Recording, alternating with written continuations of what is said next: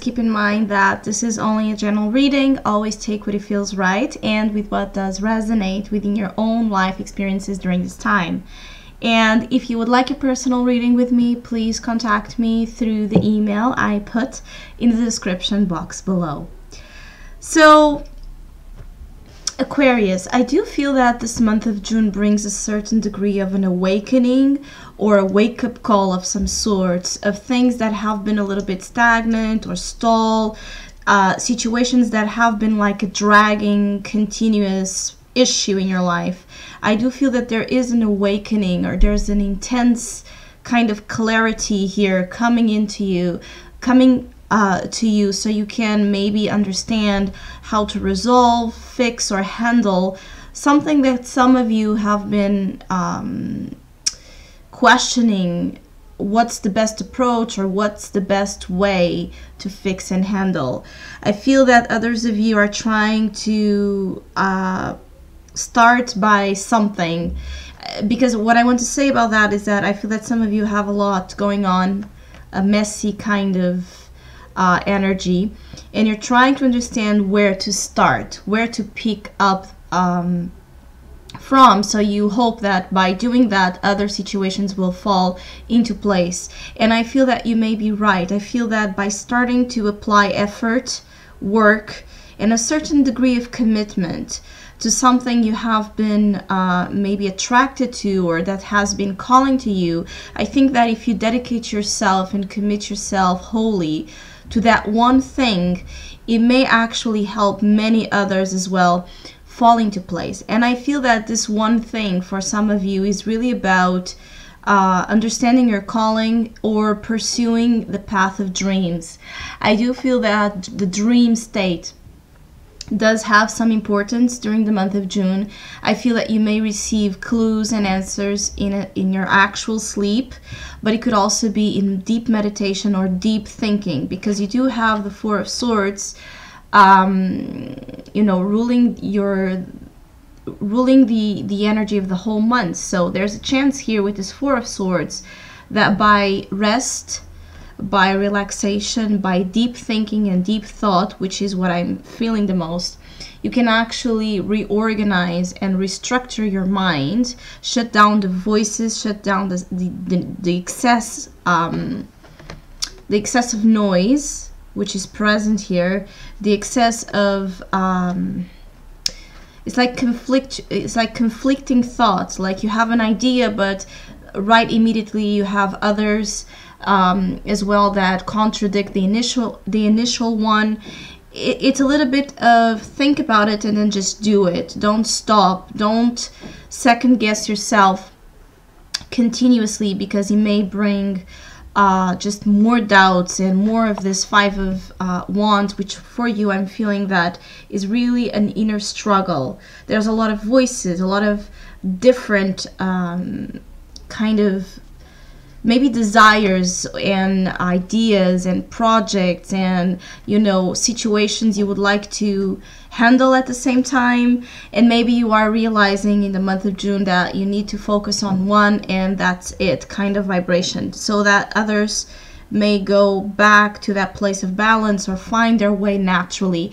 I do feel that there are situations in your life that are complicated that will find their way, you know, of solution or their way of balance naturally. You know, like there's things here showing up that is for you to release control, release the need to control, release the need to you know, be on top of things. Some of you need to breathe and trust the divine and trust that the universe has your back and that you will find the way out of this mess that some of you are. Others of you, this Five of Wands could be an actual, you know, an actual kind of conflict that surrounds you. Usually it could be around your work environment or around a circle of friends or around your community, something that may involve a lot of people.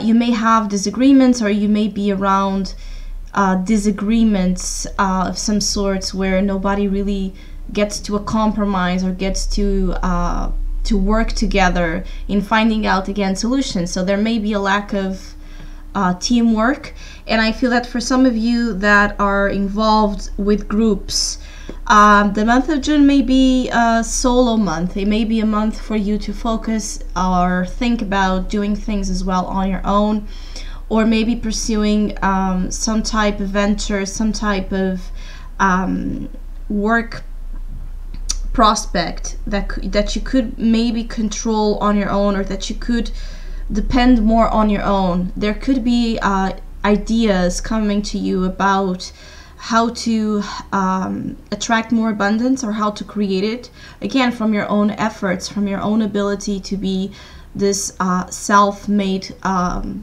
person in terms of business. So you may be thinking about your own business, or how to create your own businesses. And for Aquarius that do have their own business, I think that the month of June will bring a sense of solid, consistent achievement in everything you apply. Again, this grounding force. I feel that some of you do need grounding. You need the earth. You need like to walk barefoot on the grass, because there's something about it that may be very healing and soothing for some of you, and actually grant you more of that, you know, patience and determination to do things, to work on things. I do feel that investment and the whole investment that you can have on your dreams will really pay off. But I feel that some of you are afraid of the commitment and like the hard work and responsibility and the fear of failure possibly that may include. But at the same time, I see some of you so decided, like a very incredible determination to get something. For some of you it could be about work, business, for some of you it could be about a relationship, for some of you it could be about any particular thing that it will push you again to confront your own limitations, or limitations of the outside world, where you want in a certain way to break free and prove to yourself or prove to others that you can do it. I feel that some of you are being tested with maybe people or situations, you know, denying you something you want, and you may be piercing through that. You may go into the battlefield and say, yes, I will, yes, I can. And there's a lot of determination there. Some of you, you know, your time will come, and I think that this has to deal with this judgment showing up here as well.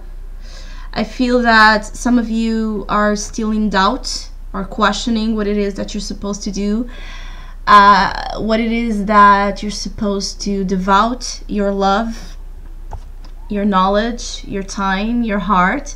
I think that some of you are being called to understand love in higher dimension, and it's showing up here as you needing to really access the fountain, you know, the source of it, so you can then maybe return and share it or give it away in a certain way to the world, or to whichever you will be then called to do.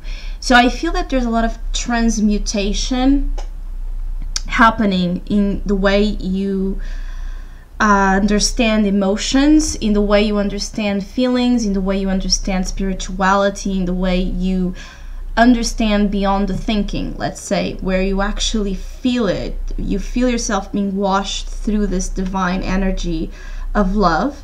And this is the foundation. So deep down, even if in a very unconscious manner, this is what you desire right now, is a new cycle, a new beginning in love. And when I say that in all shapes and forms. It means that for me, some of you are looking for deeper connections, you know, for a deeper meaning. You're looking for what's essential, you know, not just the surface of things, not just the surface of relationship, or the status of relationships, or the status of anything in this world. It's more of what's behind it, what's beneath it, and seeking, you know, it's like strengthening bonds in profound ways, and not only with people, let's say having a new lover or having a renewed sense of love in terms of commitment with one-to-one kind of partnerships,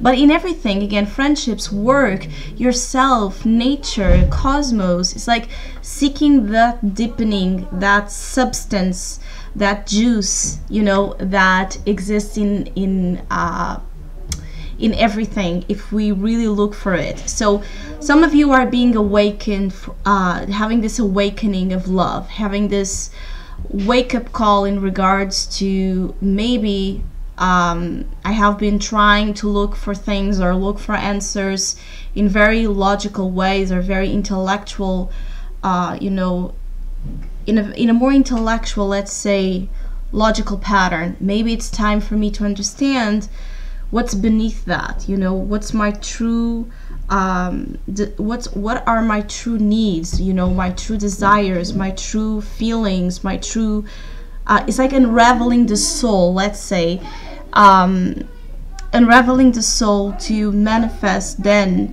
opportunities that are beyond just, you know, again, the surface, if this makes sense to you, what I'm saying. For some of you, you are going to need to be free from something. And this judgment may be about being called to free yourself. Whatever still holds you back, you know, from that degree of consciousness that is actually what you want, what your soul desires to, but something may be like a string or something holds you back in terms of fully ascending to that degree of knowledge. Like there's an earthly limitation or a relationship situation or anything, a fear, a blockage, a trauma. There's something for you to be free from. And I really see this big push from yourself and possibly from circumstances to guide you towards that path of liberation, which is deep down what this is about, is a liberation, so you can actually ascend to, you know, the ultimate creation of dreams and creating them instead of just imagining them. I feel that some of you are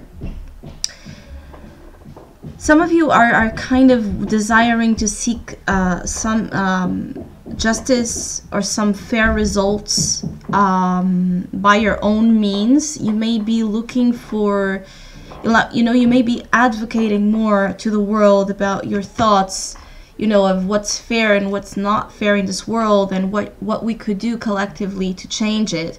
I feel that some of you are really interested in humanitarian causes during this time. There's a global kind of collective consciousness here, which usually Aquarius already have, but there seems to be a lot of thought about it. I feel that some of you are really thinking hard about what could you do or what could you say or what type of message you want to put out there in the world to help the world, to help humanity, to help better whichever you will kind of perceive is so wrong with this world, and there's plenty of it. Again, some of you are there's something here about the fountain, the source, and it's showing up for some of you as being the fountain of youth. I'm sorry. I feel that some of you were not the children that you were supposed to be. Let's say you didn't have the freedom to express or to be, let's say, the child that deep down your soul and your heart wanted to be by, again, restraints, limitations, conditioning, and so forth. And some of you do have deep connections with children, with the concept of youth. It's like that never, like that forever kind of vibration, something that it never goes away, something that holds the promise, let's say, of legacy, of a continuation, of immortality even. Some of you want to leave that or here in this world, or you seek for that. You seek for what's kind of the immortality concept here of what's eternal, of what's beyond space and time, you know.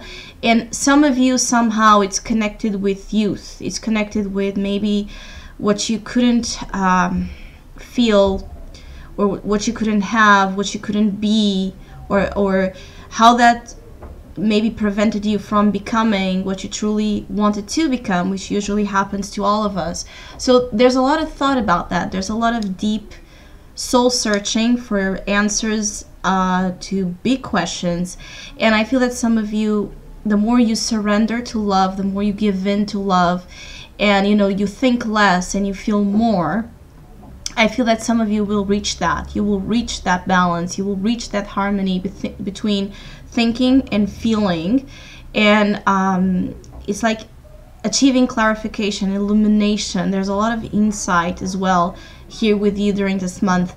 So I hope you have a great one. Thank you so much for all of you that have been liking, sharing, subscribing, and donating to my channel.